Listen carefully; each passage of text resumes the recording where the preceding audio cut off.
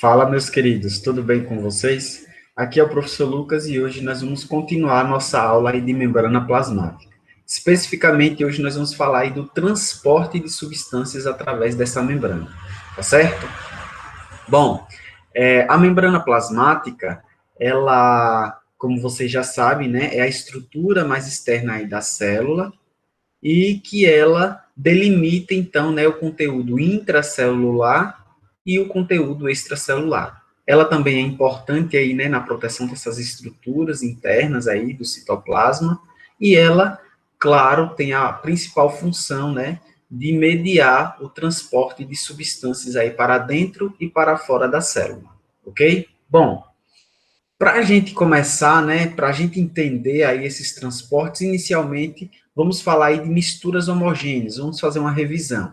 As misturas homogêneas, elas também são chamadas de soluções, pessoal. E o que seriam soluções, professor? Solução nada mais é do que uma mistura, tá, de um solvente com um soluto.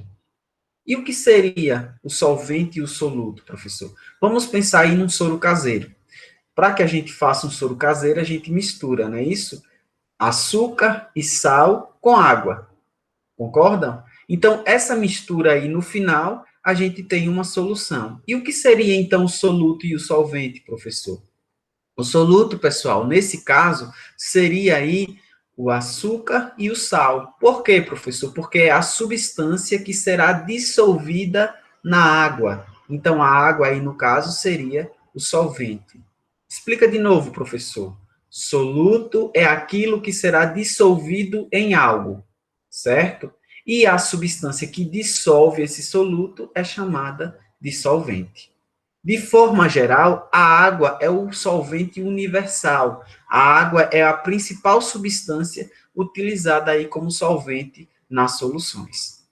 Tranquilo, meus queridos? Bom, então aqui eu trago uma imagem, né? Vamos pensar aqui que aqui seja o sal, né? Então, o sal é o soluto, porque eu vou colocar ele aqui no solvente, que no caso seria a água, certo? Então, essa água aqui seria o meu solvente. O sal, né, ele seria dissolvido dentro da água. Então, no final, a gente tem aí uma solução. Pessoal, a gente pode, né, falar em concentração de uma solução, tá? E essa concentração de uma solução, ela normalmente ela é realizada fazendo a comparação entre duas soluções. Então, a concentração de uma solução é a quantidade de soluto dissolvida por unidade de solvente. Né? Então, a gente pode dizer que uma solução ela é mais concentrada que outra quando a primeira, né, vamos dizer aqui, a primeira ela é mais concentrada que a segunda, quando essa primeira tem mais soluto que solvente com relação à solução 2, tá bom? Então, vamos dizer assim, que no meu primeiro copo, aqui eu coloco 2 colheres de sal e 500 ml de água, tá? Então, 500 ml de água. Já na segunda solução, eu só vou colocar aqui, ó, uma colher de sal e a mesma quantidade de água, 500 ml de água.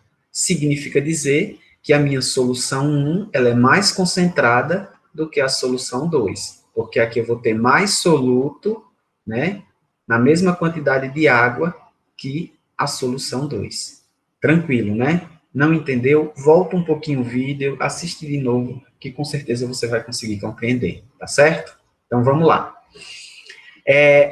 Os transportes de substâncias através da membrana plasmática, meus queridos, ocorre com ou sem gasto de energia.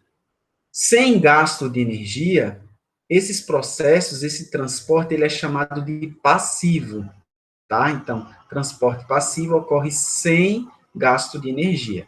E aí nós temos 3 tipos, tá? A difusão simples, a difusão facilitada e a osmose. Veremos cada um deles daqui a pouco. Já o transporte ativo é aquele que ocorre com gasto de energia, tá? Então, a célula vai utilizar, né, algumas substâncias ali, o ATP, para poder conseguir fazer o transporte das substâncias. Aí nós temos como principal representante aí, né, o principal exemplo, a bomba de sódio e potássio, tá? O transporte mediado por vesículas também é um transporte com gasto de energia, só que é um pouquinho diferente desses aqui, e os principais exemplos é a endocitose e a exocitose. Falaremos de cada um deles já já. Bora lá? Então, primeiro, né, vamos falar aí dos transportes sem gasto de energia. Difusão simples, o que seria, professor? Seria, né, o transporte, o fluxo passivo, né, de solutos, olha só, transporte aí das substâncias que vai, né, se dissolver no solvente. Normalmente aí a água, ok? Então, transporte desses solutos da região onde tem mais para a região onde tem menos, ok? Então, é a favor do gradiente de concentração. Veja, observe aqui a difusão simples nessa primeira imagem. Olha só, aqui nós temos a região com alta concentração, veja, ó, tem muitas bolinhas rosas desse lado, e aqui a gente tem poucas bolinhas, só 3, ó, então é a região de baixa concentração. Observem, pessoal, que isso aqui, ó, é a membrana plasmática, ó, formada pela bicamada fosfolipídica. Aqui tem uma camada, aqui tem outra camada, tá? Então, veja, nesse caso de difusão, gente, os solutos, eles vão passar da região onde tem mais para a região que tem menos, tá? E ele passa livremente aí pela membrana plasmática, tá certo? Então, é um processo bem tranquilo que ocorre sempre aí na membrana plasmática. E esse transporte ocorre principalmente aí no transporte dos gases oxigênio e carbônico e de alguns íons, tá bom? Então, claro, né, esse transporte aí de gás oxigênio, essa troca de gás carbônico e oxigênio ocorre principalmente lá nos nossos pulmões, tá bom? Vamos lá para a difusão facilitada. Gente, a difusão facilitada, ela é bem parecida com a difusão simples. É a mesma coisa, ocorre sem gasto de energia e ocorre aí o transporte de solutos da região onde tem mais para a região onde tem menos, tá? Só que a diferença é que essa difusão facilitada, como o nome está falando, vai ter algo aí para facilitar esse transporte, que são as proteínas integrais, também conhecidas como proteínas transmembranas, que a gente falou lá na aula anterior. Então, veja, aqui em amarelo, nós temos justamente, né, uma proteína integral. Então, essa proteína, ela atravessa, né, a membrana plasmática de um lado a outro, e ela vai ser através dela que vai ocorrer o transporte aí desses solutos. Então, veja, ó, a região mais concentrada, no caso aqui está sendo desse lado, né, tem mais solutos aqui, em lilás, e desse lado tem menos solutos. Então, o que é que acontece? Esses solutos vão sair daqui da região onde tem mais para a região onde tem menos, através dessa proteína transmembrana, tá? Isso ocorre sem gasto de energia. Tranquilo, gente? Então, difusão simples, difusão facilitada. Fechado? Ficou com dúvida? Não conseguiu acompanhar? Volta um pouquinho aí para vocês conseguirem compreender, tá? No nosso momento síncrono, vocês tiram as dúvidas.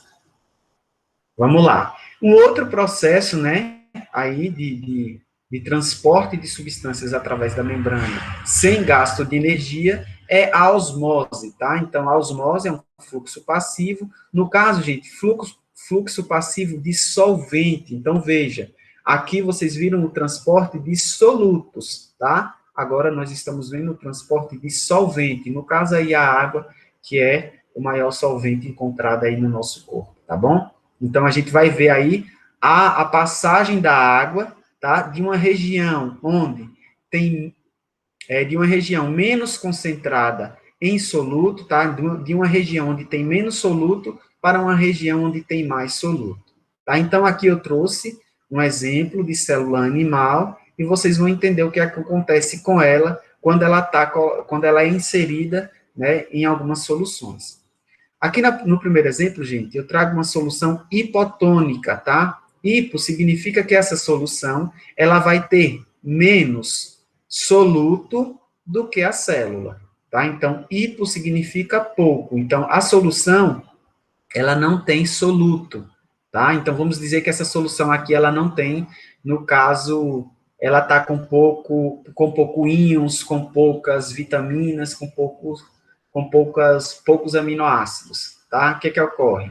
Nesse caso, como a célula ela vai ter mais, ó, eu botei aqui representado com essas bolinhas brancas, essa célula, então, ela vai receber água. A água vai entrar na região onde tem mais soluto, tá bom? Então, a água, ela sai da região onde tem menos soluto para a região onde tem mais soluto, tá bom?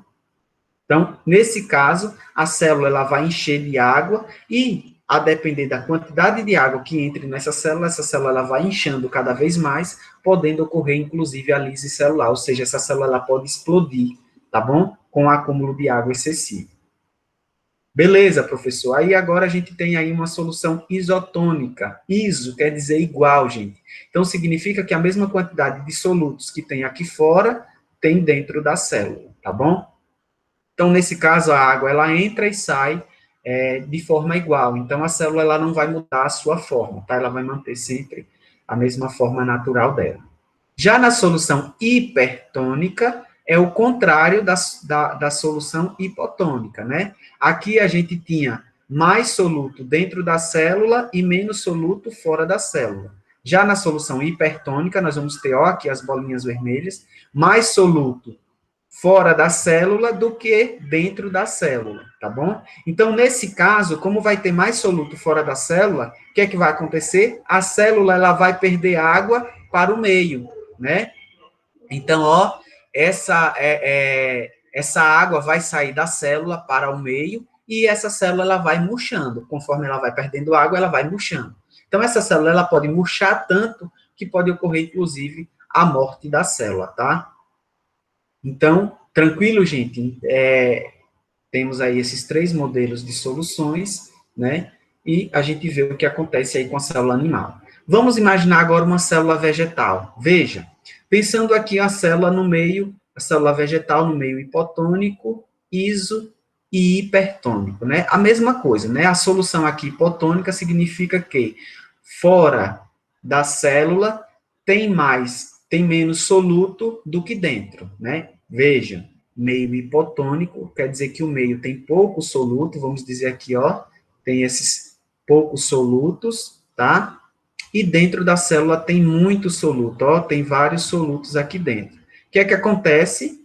Nesse caso aí, por osmose, a água ela vai sair, então, da região onde tem menos soluto, ou seja, de fora da célula, para a região onde tem mais soluto dentro da célula. Então, nesse caso, gente, ó, a água ela vai entrar na célula, como ocorreu aqui na célula animal. A diferença, gente, é que a célula vegetal, vocês sabem que ela apresenta aí, ó, essa estrutura aqui em marrom, que é a parede celular. A parede celular é uma estrutura rígida, né, que serve aí para a proteção da célula. Vocês viram isso lá nas primeiras aulas. Bom, o que é que acontece?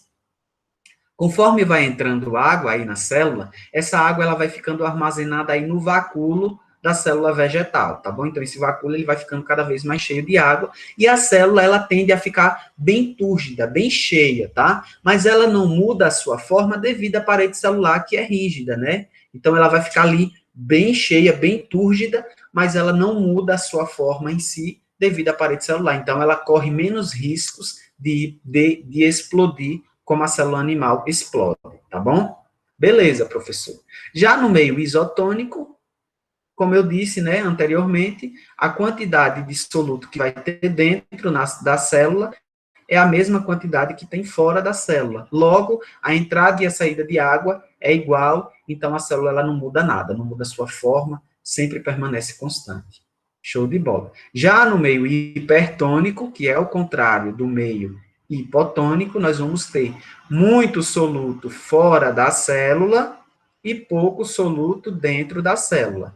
Nesse caso, né, a água vai sair, então, de dentro da célula para fora da célula, tá bom? Então, vai sair do meio aqui, ó, menos concentrado em soluto, para a região mais concentrada em soluto, que é fora da célula, tá bom? Meio hipertônico.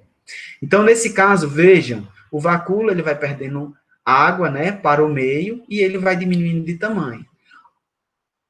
O citoplasma da célula em si também vai murchando, vai diminuindo, tá certo? Então, nesse caso, gente, pode ocorrer até o processo chamado de plasmólise, né? Resultando aí numa célula plasmolizada. O que é isso, professor? É quando vai ocorrendo aí esse murchamento, né, do citoplasma da célula. Então, essa membrana plasmática, ela ocorre até o desgrude dela aqui da parede celular. Então, a membrana plasmática, ó, ela se desgruda da parede celular. Veja, célula, a forma da célula continua a mesma, devido à parede celular. Então, o corpo celular está aqui igual, tá certo? Igualzinho, devido à parede celular, mas a membrana plasmática, né, o citoplasma da célula, ele diminuiu conforme foi perdendo a água. Então, essa membrana plasmática, ela se desgruda da parede celular. Então, nós temos aí, no final, uma célula plasmolizada. Professor, e aí, a célula morreu ou ela pode voltar a ter a sua forma normal? Pode, né? No caso, ocorrendo novamente aí, né, a entrada de água nessa célula, né, quando ocorrer a perda aí desses solutos, né, em excesso aqui fora do meio, né, então a água volta a entrar na célula e essa célula ela vai normalmente voltando, né, à sua forma normal e aí volta a grudar a membrana plasmática aí na parede celular e ela fica normal de novo, ok? Então, ela corre menos risco de morte aí devido à proteção da parede celular. Fechado, gente? Então, esses aí foram os processos, né, de transporte sem gasto de energia. Agora, a gente vê aí o transporte com gasto de energia, tá? Então, o principal representante aí desse transporte com gasto de energia é a bomba de sódio e potássio, né? Como o nome está falando, a gente vai ver aí o transporte de sódio e de potássio, tá? Aqui, ó, sódio, o íon sódio e o íon potássio, desculpa, né? Contra, gente, um gradiente, tá? Contra um gradiente de concentração. Logo, ocorre aí com gasto de energia. Como assim contra o gradiente de concentração, pessoal? Nós vamos verificar que a passagem do sódio e do potássio vai ocorrer de uma região menos concentrada para uma região mais concentrada, né? Então, ele está indo contra, né, o natural. A gente sabe que a célula tenta manter um equilíbrio, né? Então, manter a mesma quantidade de um lado e do outro. Nesse caso aqui, a bomba de sódio e potássio, ela faz o desequilíbrio, né? Ela tira de onde tem menos e leva para onde já tem mais, ok? Então, vamos ver aqui como é que isso ocorre. Aqui tem o texto, tá? Vocês podem acompanhar aí pelo texto, deem pausa no vídeo, façam a leitura com calma e observem agora a explicação. Veja, aqui nós temos a nossa membrana plasmática, né? A bicamada aí, ó, fosfolipídica. Tá? Então, ela está separando aqui, ó, o citoplasma da célula, então aqui a gente tem o meio intracelular, né, dentro da célula, e aqui a gente tem o fluido extracelular, ou seja, a parte de fora da célula. Observem que nós temos grande quantidade de íon sódio aqui fora da célula.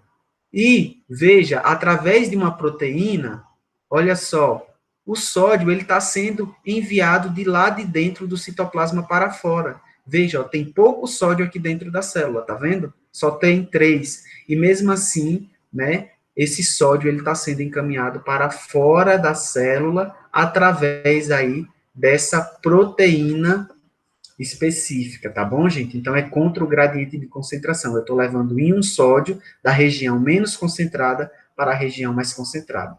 Esse envio de sódio, gente, veja, ó, aqui tem a molécula de ATP, ó, a estrelinha, observem já já. Então, ó, veja que aparece aqui esse ATP, que é justamente a energia necessária para o envio desse sódio para fora da célula, tá bom? Veja, gente, ao mesmo tempo que ocorre o envio de sódio de dentro da célula para fora da célula, ocorre a entrada de sódio de fora da célula para dentro da célula. Observe que também é contra o gradiente de concentração, porque nós temos o íon potássio, tá, gente? Desculpa, o íon potássio, ele tem menos aqui fora da célula e ele é encaminhado para dentro da célula onde tem mais o íon potássio, tá bom?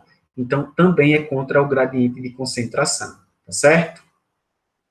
Vou só dar uma resumida rápida. O íon sódio, ele tem maior quantidade fora da célula e menor quantidade dentro da célula. Né? Com o gasto de energia, ocorre o envio desse sódio de dentro para fora da célula. Já o íon potássio, ele tem menos quantidade fora da célula e mais quantidade dentro da célula. Né? E ocorre, então, o envio com o gasto de energia desse íon potássio de fora da célula para dentro da célula, tá bom? Dá uma pausa aí, faz a leitura, volta, vê de novo, que é um pouquinho complexo, mas vocês conseguem entender, tá bom? Vamos lá, então, vamos continuar. O outro processo, pessoal, de transporte de substâncias, tá, que ocorre aí na célula, através da membrana plasmática, é mediado por vesículas, tá? E esse processo é conhecido aí como endocitose e exocitose. Isso ocorre através de gasto de energia, então ocorre gasto, tá? E é utilizado principalmente para a entrada de partículas maiores, tá? Ou micro-organismos na célula. Aí nós temos esses dois tipos, né? A endocitose e a exocitose. A exocitose, tá? Exo quer dizer saída, tá, gente? Então, a exocitose nada mais é do que a saída de substâncias da célula. Então, veja, aqui nós temos, ó, o citoplasma da célula, o meio intracelular, que nós temos a parte dentro da célula, e aqui em amarelo nós temos o meio extracelular, tá certo? Fora da célula, ok, pessoal? Bom, vejam, aqui nós temos aqui essa vesícula, que tem uma substância dentro da célula, e essa célula, ela não precisa mais dessa substância. Então, essa substância precisa sair da célula. Como é que isso acontece? Essa vesícula se liga aqui a essa membrana plasmática, tá? Já que essa vesícula tem a mesma constituição da membrana dessa vesícula, a mesma da membrana plasmática, ela se encosta aqui nessa membrana plasmática, se liga a ela e a substância, então, é liberada fora da célula, tá bom? Então, exocitose. Já a endocitose é o processo de entrada de substâncias na célula. Como é que isso ocorre, professor? Então, as substâncias aí, elas estão aqui no meio extracelular, fora da célula, ficam aqui próxima à membrana plasmática e ocorre, então, uma invaginação da membrana plasmática. Veja, ó, essas substâncias aí são invaginadas pela membrana plasmática. Então, ocorre, então, a entrada, né, a formação dessa vesícula, e aí, agora, essa vesícula dentro da célula vai, né, levar essa substância para a região indicada da célula que é necessária essa substância, tá bom? Então, endocitose e entrada de substâncias na célula. Bom, a endocitose, gente, ela pode ser de dois tipos, pinocitose e fagocitose. A pinocitose é a entrada de substâncias em uma solução, ou seja, de partículas, né, de solutos aí misturados em um solvente, tá, por meio desse processo, beleza? E aí a vesícula, ela é chamada de pinossomo, e nós temos a fagocitose, né, que é um englobamento aí de partículas sólidas, tá? Essas partículas sólidas aí são englobadas por essa membrana plasmática, e essa vesícula é chamada, inclusive, de fagossomo, tá bom? Esse processo de fagocitose, queridos, ocorre principalmente nos protozoários ameboides, tá? Vocês vão conhecer os protozoários ameboides lá nos conteúdos do segundo ano, quando estivermos estudando os seres vivos. Então, esses protozoários apresentam aí o pseudópode, que são prolongamentos aí da membrana plasmática, e aí esses prolongamentos vão englobando aí essas partículas sólidas que vão, né, ser utilizadas aí, inclusive, como nutrição pelos protozoários. Fechado, gente? Tranquilo, né? Bom, aqui eu trago, pessoal, a hipótese da endossimbiose. Veja, essa hipótese da endossimbiose está relacionada aqui, ó, ao processo de endocitose por fagocitose. De acordo com essa teoria, acredita-se que a mitocôndria, aqui, ó, tenha se originado, juntamente com o cloroplasto, de cianobactérias e bactérias aeróbicas englobadas por fagocitose por uma célula eucariótica primitiva aí, tá? Então, lá na origem da vida, que vocês vão estudar na próxima unidade, nós vamos falar aí da origem da vida. Então, de acordo com a teoria endossimbiótica, acredita-se que uma célula eucariótica, tá, simples, ela começou a ter invaginações da sua membrana plasmática, então, veja, ela começou a formar várias vesículas dentro da célula, e a partir dessa invaginação, começou a ocorrer a formação aí de algumas organelas membranosas dentro dessa célula eucariótica, tá? Com o passar do tempo, essa célula eucariótica aí simples, anaeróbica, provavelmente, o que é que aconteceu? Ela acabou englobando aí uma bactéria aeróbica, tá, gente? Então, essa célula eucariótica, ela englobou aí essa bactéria aeróbica, ou seja, que utiliza o oxigênio na respiração celular, na produção de energia. Então, ela englobou. Com o passar do tempo, essa bactéria, ela passou a viver em comunhão com essa célula eucariótica primitiva anaeróbica, né? Então, essa bactéria acabou se tornando aí, então, a mitocôndria, tá? Que ajuda aí a célula a produzir energia utilizando o oxigênio, tá bom? Os carboidratos e o oxigênio. Então, aí se originou a mitocôndria, desse englobamento de uma bactéria aeróbica por fagocitose. Então, né, dessa célula aí eucariótica primitiva, aeróbica, né, se originou, então, a célula animal.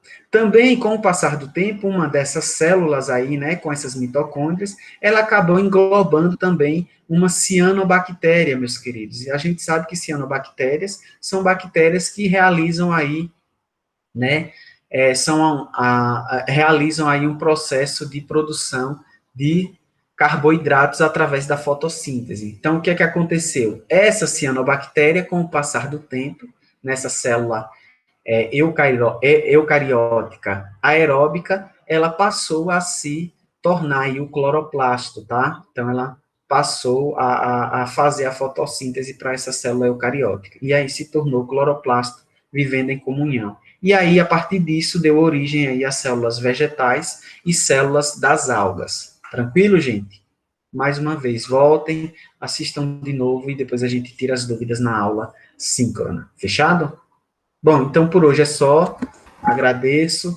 Até a nossa próxima aula aí de biologia.